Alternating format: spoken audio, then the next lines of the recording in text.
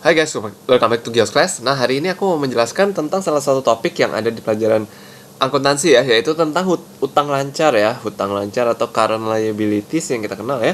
Nah, sebenarnya apa sih sebenarnya hutang lancar itu ya? Nah, setiap pelaku bisnis ya atau pebisnis ya, orang yang mau bisnis biasanya mereka itu pasti ya, kebanyakan sebagian besar itu pasti memiliki yang namanya hutang ya. Kenapa sih harus berhutang? Karena intinya uang mereka nggak cukup ya untuk uh, memulai bisnisnya. Modal mereka itu kurang ya, karena butuh banyak uang. Atau mereka juga bisa juga mereka nggak mau menggunakan seluruh uangnya untuk dipakai untuk bisnis tersebut gitu. Nah, makanya mereka memakai hutang ya. Dan juga di hutang ini nanti ada manfaat, ada benefit-benefitnya ya, yaitu seperti potongan pajak ya. Ya, nanti akan aku jelaskan lebih lanjut, bukan di pelajaran akuntansi, mungkin ya di pelajaran keuangan. Oke, nah tapi ya pasti perusahaan itu atau pelaku bisnis pasti mempunyai yang namanya hutang. Nah, hutang ini kita bagi dua ya, yaitu hutang lancar ya. Nah, atau hutang, dan yang kedua adalah hutang tidak lancar ya. Nah, kalau bahasa Inggrisnya itu adalah current dan non-current ya, atau short term ya. Kalau lancar ini lebih kepada mengacu kepada jangka pendek, kalau tidak lancar ini mengacu kepada jangka panjang ya. Nah, biasanya kalau yang hutang lancar ini itu dia biasanya maksimal itu hanya 1 tahun ya. Nah, tapi kalau yang tidak lancar itu yang pasti lebih dari 1 tahun ya, mungkin biasanya bahkan lebih dari 3 tahun ya. Nah, ini adalah yang tidak lancar. Nah, sekarang spesifiknya hutang tidak lancar itu lebih biasanya dipakai untuk mendanai hal-hal yang lebih besar ya. Contohnya untuk aset-aset yang lebih mahal nilainya, contohnya kayak gedung gitu ya. Nah, untuk beli gedung ini kan dia butuh uang yang banyak. Nah, uang yang banyak ini tidak mungkin dia lunasi hanya dalam kurun waktu kurang dari 3 tahun ya. Biasanya dia akan mencicil gedung tersebut lebih dari 5 tahun ya, 10 tahun, 15 tahun. Sama seperti halnya untuk membeli kayak ruko ya, membeli mobil gitu ya, membeli mesin juga. Nah, mereka akan melunasinya lebih dari 3 tahun. Nah, namun yang lancar ini, yang lebih kurang dari setahun ini, biasanya dipakai untuk pembayaran harian ya, day to day basis, cash basis ya, day to day cash uses ya. Jadi penggunaan kas harian ya.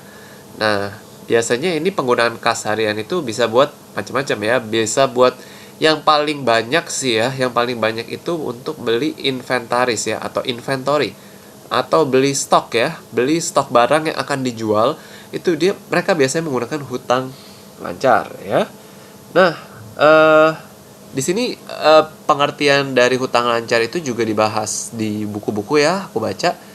Nah, jadi lancar ini mengacu kepada dua hal ya, yaitu tadi seperti yang aku bilang, periodenya kurang dari 1 tahun.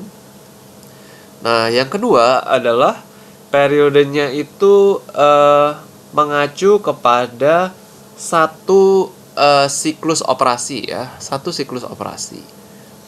Nah, satu siklus operasi ini adalah seperti ini. Misalkan si orang ini membeli barang ya, membeli stok. Dia membeli stok yang akan dia jual lagi gitu ya. Nah, dalam membeli stok ini, dia biasanya nggak bayar cash gitu ya. Jadi dia menunda pembayarannya. Dia utang dulu sama si suppliernya ya. Menunda, dia utang sama si suppliernya ya. Ini katakanlah ini suppliernya.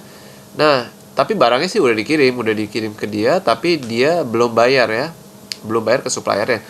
Nah, apa yang dilakukan? Nah, dia akan menjual barang ini dulu ya, dijual ya. Nah, ketika dijual dan barang ini habis ya, baru dia bayar ke supplier ya. Nah, apakah bisa seperti itu? Ya, bisa aja. Tapi apakah sampai benar barangnya habis semua? Enggak juga ya, karena kalau misalnya ada barang yang belum habis, terus dia nggak mau bayar ke supplier, ya suppliernya kesel dong ya, lama-lama dia nggak akan mau menghutangi si orang ini lagi, karena uangnya kan nyangkut ya di orang ini. Nah, pasti tetap ada tenggat waktunya. Nah, dalam tenggat waktu itu dia akan berusaha untuk menjual si stoknya ini sampai sehabis-habisnya gitu ya. Contoh katakanlah misalkan 2 bulan gitu waktunya. Nah, dalam 2 bulan ini dia akan mencoba menjual stoknya sampai habis untuk melunasi si supplier ini. Nah, nanti ketika lunas dia akan membeli barang yang baru lagi kepada si supplier ini ya. Nah, barang yang baru lagi ini ya sama lagi dijual lagi gitu ya. Dijual lagi. Nah, nanti 2 bulan lagi baru dibayar lagi. Akan seperti itu terus ya. Nah, sekarang pertanyaannya, supplier ini kenapa sih mau diutangin ya? Gitu, kenapa mau diutangin? Nanti kalau dia misalnya kabur, atau dia nggak bayar, atau dia macet, kan bisa aja gitu ya. Bisa aja si orang ini tuh macet atau nggak mau bayar gitu. Bisa yang kayak gitu. Ya, itu mengandung resiko ya. Tapi masalahnya seperti ini. Ada banyak supplier-supplier lain ya. Ada banyak supplier-supplier lain yang kalau misalnya supplier ini nggak mau diutangin, dia akan pindah ke supplier lainnya gitu. Misalnya supplier ini nggak mau diutangin nih, aku cuma mau kasih, misalnya supplier ini cuma mau kasih sebulan doang. Nah, dia akan pindah ke supplier lainnya yang bisa kasih 2 bulan gitu ya. 2 bulan utang. 2 bulan nggak apa-apa kamu nggak bayar 2 bulan, nanti kamu bayar setelah 2 bulan. Nah, mungkin nanti ada lagi yang ngasih, ini pedagang baru nih biasanya yang suka banting-banting harga ya, atau melamakan melamakan siklus operasinya. Jadi dilamain lagi ya.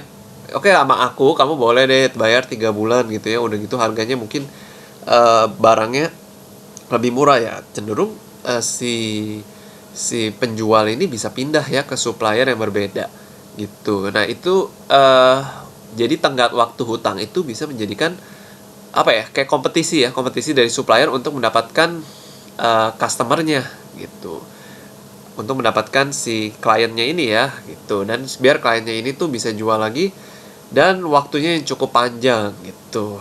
Nah, itu kalau siklus operasi ya. Jadi di sini 2 hal, yaitu siklus operasi dan 1 tahun ya. Jadi biasanya dia itu 1 tahun dan buat beli inventaris ya. Nah, di dalam utang lancar ini ada beberapa contoh ya, atau ada beberapa jenis ya, yaitu yang pertama itu notes payable ya.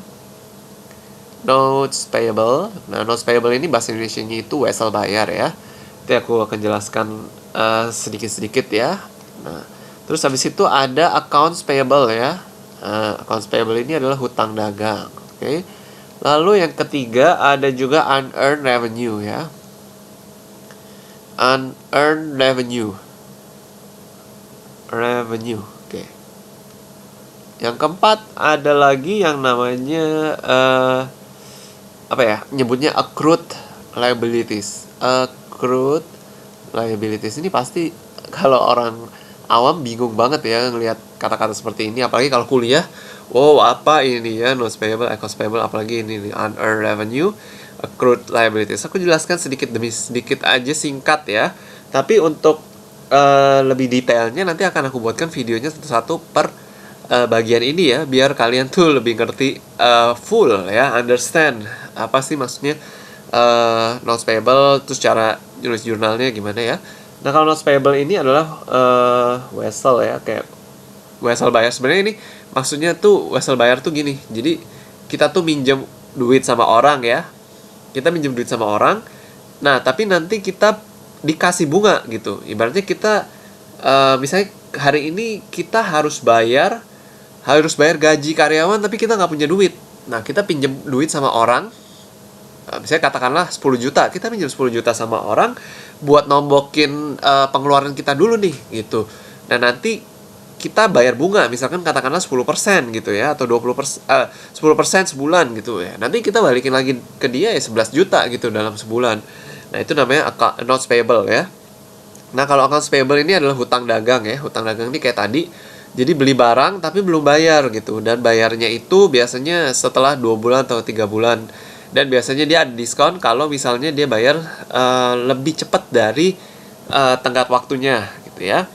Nah, kalau unearned revenue ini jadi gini. Jadi kita itu sudah dibayar ya. Jadi kita sudah dibayar sama orang tapi kita belum memberikan servis atau belum memberikan barang gitu. Nah, jadi kita nyebutnya unearned gitu ya. Jadi kita udah dibayar dulu, tapi barangnya belum kita kasih atau kita belum servis orang itu.